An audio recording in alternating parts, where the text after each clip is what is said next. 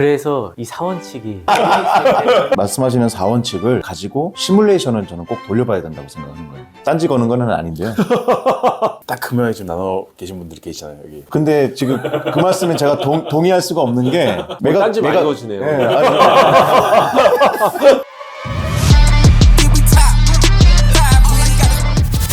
안녕하십니까, 빌딩 수사대입니다. 오늘 모신 분은 투자에 대한 원칙, 투자 코치를 해주시는 분을 오늘 모셨다고. 네. 어떤 분이시죠? 오늘 모신 분은요, 아하 빌딩 중개법인을 운영 중이신 이대희 대표님을 모셨는데요. 정식 명칭은 이코치님이시죠? 네, 맞습니다. 네. 코치님 와주셔서 감사합니다. 네, 반갑습니다. 네, 안녕하세요. 저는 대한민국 투자 코치로 이코치입니다. 반갑습니다. 근데 여기 뭐 하는 데요? 아니, 뭐 아무것도 좀 모르고 왔는데 뭐 하는 데예요? 네? 여기는 네. 신문하는 곳입니다. 투자 코치라는 게 좀 낯설어요. 그래서 어떤 거를 좀 코치해 주시는 거죠? 빌딩 투자하려고 하는 사람들이 사실 이게 정답이 없잖아요. 변동성이 많고 다양성이 많기 때문에 투자 기준 잡기가 되게 어려워요. 이걸 알면 너무 쉬운데 너무 어렵게 생각하시더라고요. 근데 사실 사원칙을 알면 정말 누구나 빌린이도 쉽게 투자할 수가 있고 기준을 잡을 수가 있거든요. 그 얘기를 여기서 한번 좀 풀어드리고 싶어요. 여기 있는 분들 다 건물주시잖아요. 근데 사실 그때랑 지금하고 너무 많이 다르거든요. 맞아요. 네. 근데 우리가 코로나 전에는 호황기였기 때문에 그때 마인드로 지금 투자하신 분들 되게 많으세요. 지금 불황기잖아요. 지금은 사놓으면 올라가는 시대가 아니에요. 이 사원칙이 그래서 중요한 겁니다. 이제는 A부터 Z까지 내가 플랜을 세워서 얼마에 사고 어떻게 운영하고 내가 이걸 얼마에 매각할 수 있는지를 사기 전부터 계획을 세워놓고 투자를 해야 하는 시대가 바로 지금 이 불황기 시대입니다. 이 사원칙이 이제 기본적인 이제 베이스는 시세 분석 5개, 가치 분석 6개, 이 11개가 딱 압축해서 3원칙으로 나눠져요. 첫 번째는 시세 이하. 예를 들어 내가 시세보다 싸게 사면 싸게 산 만큼 차익을 얻잖아요. 여기서 이익을 얻죠. 경기가 불황기가 와더라도 내가 최소 이 정도는 방어를 할 수 있는 안전마진 확보가 되는 거고. 두 번째는 디벨롭 가능성 여부. 가치를 끌어올리는 거예요. 신축이나 이미 임대료가 세팅되어 있는 것들은 사실 더 이상 밸류업이 안 되잖아요. 근데 오래된 건물이나 아니면 임대료를 더 올릴 수 있는 여지가 많은 것들은 충분히 내가 리모델링이나 임대료 올리는 것만으로도 가치를 끌어올릴 수가 있어요. 마지막 세 번째는 입지예요. 이런 신사동 이런 데 있으면 입지가 좋기 때문에 집가 상승을 하잖아요. 그러니까 이 세 개에 해당이 되면은 이 트리플 수익을 얻는 거예요. 마지막 사원칙이 이거를 그러면 얼마에 내가 매각을 할 수 있는지, 이게 사원칙입니다. 이게 매각 금액까지. 근데 사람에 따라서는 디벨롭을 하고 싶지 않은 사람도 있을 테고 투자해서 수익을 얻는다는 게 쉬운 거는 없잖아요. 그래서 그만큼 옥석을 잘 가려서 디벨롭할 여지가 있는 것, 손품 발품을 팔아서 시세 대비 싼 것 시장조사하고 네. 그 다음에 입지가 좋아야 황금성이 일어나기 때문에 그 입지를 잘 봐라. 그래서 좋은 가격으로 엑시트를 해라. 자기가 원할 때. 맞아요. 그 디벨롭을 싫어하시는 분도 있어요. 부담을 느끼고 또 처음 하기 때문에 되게 어려워하시는 분이 있어요. 그러니까 사실 이 부분은 그냥 제외하면 돼요. 그러면은 1번, 3번만 가져가는 거예요. 그러니까 시세 이하로는 내가 살 수 있잖아요. 3번은 입지 좋은 곳을 가져가면 내가 3개의 수익은 못 얻어도 1원칙과 3원칙은 수익을 얻을 수가 있는 거죠. 2개의 수익. 이것만 하더라도 빌리인한테는 굉장히 성공적인 투자를 할 수 있습니다.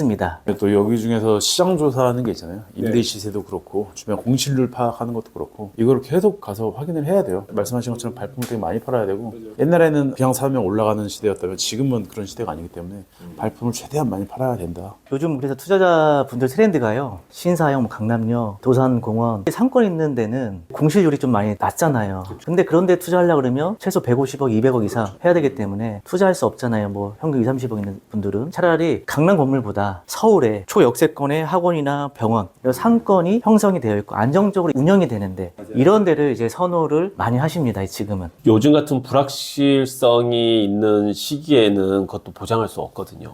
최근 2년을 보면 오히려 내려간 데도 있잖아요. 2년 전 가격보다. 큰 그림으로 보면 우상향은 맞긴 맞는 것 같아요. 결국은 뭐 이런 불확실성이 언젠가는 없어지고 또 더 좋은 시장이 분명히 되긴 될 텐데 내가 젊다. 그리고 내 소득이 앞으로 뭐 10년 정도는 꾸준하게 내 소득이 계속 안정적으로 있을 것 같고 오히려 또 오를 것 같다 하면은 조금 모험을 해보는 것도 좋겠다 싶은 거죠, 저는.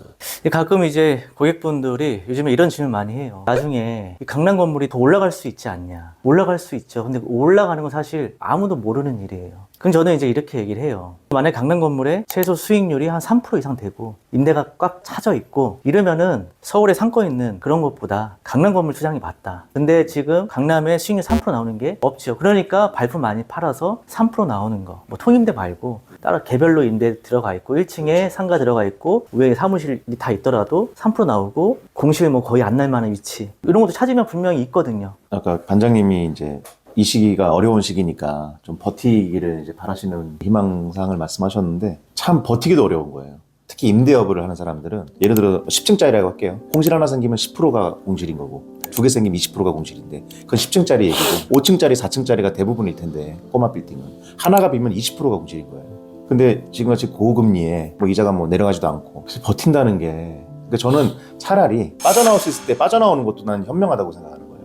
왜냐면 너무 지치니까 좀 건전성을 유지하지 않으면 그런 투자는 좀 지양해야 되지 않을까. 근데 중요한 거는 좋은 중개업자도 많지만 그렇지 않은 중개업자도 많거든요. 그냥 중개업자 보고 믿고 투자하시는 분들이 있어요. 중개업자 분들한테는 그냥 조언만 듣고 좋은 매물만 받고 내가 이 사원칙에 대비해서 이게 얼마 엑시트까지 할 수 있고 내가 어떻게 운영해야 되는지 지금 불안기가 하지만 사실 여기서 또 기회가 있거든요. 또 지금 또 매도자 분들도 최근 핫해도 있었고 하다 보니까 혼란스러울 때 팔고 싶어 하시는 분들이 많이 생기는 것 같더라고요. 트럼프가 당선되자마자부터 좀 반짝하더니 갑자기 또 금액을 좀 더 낮춰서 매각하겠다 하시는 분들도 많이 생기고 이럴 때 오히려 좀 더 싼 금액을 잡을 수 있기 때문에 지금 어떻게 보면 경제 불황을 생각하면서 내놓는 벽이니까 그것도 좀 생각해서 투자를 하는 게 좋을 것 같다. 지금 많이 시달리시는 분들이 빨리 놔야 돼요. 그래야 물건이 늘어나고 시장에 가격이 내려가고 또 새로운 진입이 가능한 거지. 그래서 저는 좀 자유로워지셔라. 너무 시달리지 마시고. 그러니까 임차 맞출 때 뭐 팁을 좀 드리자면 매입하기 전에 임차를 먼저 맞추는 거예요. 매입하기 전에 네, 매입하기 전에. 예를 들어서 제가 건물이 있는데 여기 내가 스타벅스 넣고 싶어요. 예를 50억에 나왔어. 근데 매입하기 전에 스타벅스 문의를 해요. 너네 들어올 수 있냐? 들어올 수 있다고 해. 들어오는 즉시 계약과 임차를 동시에 계약하는 거예요. 그러면은 투자 입장에서는 안전하고 밸류까지 높일 수 아 있는 잔금 전에요? 계약 전에. 계약 처음 하기 전에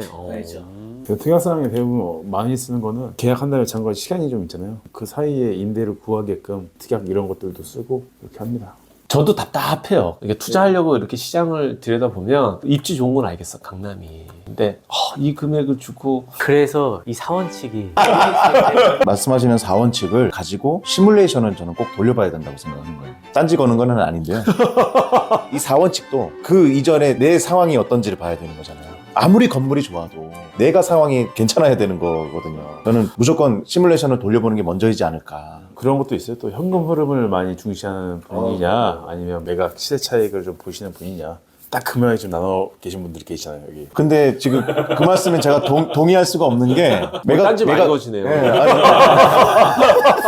이 사원칙에 사실 입지가 가장 중요하고 아무리 다 좋아도 입지가 지방이거나 뭐 서울 변두리면 이 세 개에도 크게 의미는 없는데 다만 서울 외곽에 싼 것보다 더 싸게 들어가야 되죠. 그런 데는 내가 팔 때도 좀 싸게 팔아야지 팔릴 거 아니에요. 대신에 이제 임대료가 많이 높으면 다른 사람 사는 입장에서는 싸고 수익률가 높으니까 수요가 어느 정도 발생할 수가 있어요. 그리고 만약에 안 팔리잖아요. 그러면은 감정가가 올라갈 수 있는 지역을 찾으면 되거든요. 약간 변두리라도 감정가는 계속 상승하는 데가 있어요. 그런데 감정가가 상승하면 내가 이 감정가를 상승한 만큼 여기에서 공동담보를 뺄 수가 있어요. 옛날에는 대출 많이 일으켜서 강남에 들어가고 시세 차익 본 다음에 다른 것도 투자해서 시세 차익 보고 강남에서 계속 했잖아요. 지금은 그런 시대가 아니라 신용을 바라보는 시대가 될 거예요. 그러면 신용이 되려면 현금 흐름, 건물을 사갖고 수익률이 나오는 거 눈으로 확인된 사람들만 뭐 강남이라든지 진입할 수 있는 시대가 대출을 해줄 수 있는 시대가 오지 않을까 싶습니다. 오늘 너무 유익한 시간이었던 것 같아요. 그죠? 다음에도 저희가 한번 또 초대를 하겠습니다. 좀 전반적인 시장에 대한 얘기도 좀 가끔 좀 여쭤보고 대표님이 하시는 채널이 있으시잖아요. 아하빌딩 이코치 유튜브에 치면은 제 채널 나오니까요. 그 사원칙에 대해서 구독자분들 공부하면서 풀어가고 있거든요. 좀 더 자세한 거는 거기 들어가서 보면 되겠네요, 저희. 더 자세하게 심화학습으로 가시면 온라인 강의요? 이제 오프라인 강의. 오프라인 강의. 네. 또 강의 끝나면 또 저희 스터디 또 모임이 있어요. 서울에 있는 건물들을 다 또 분석하고 또 해드리고 있으니까요. 그거 참조해 주시면 좋을 것 같습니다. 오늘 나와주셔서 감사드립니다. 네, 감사합니다. 수고하셨습니다. 네.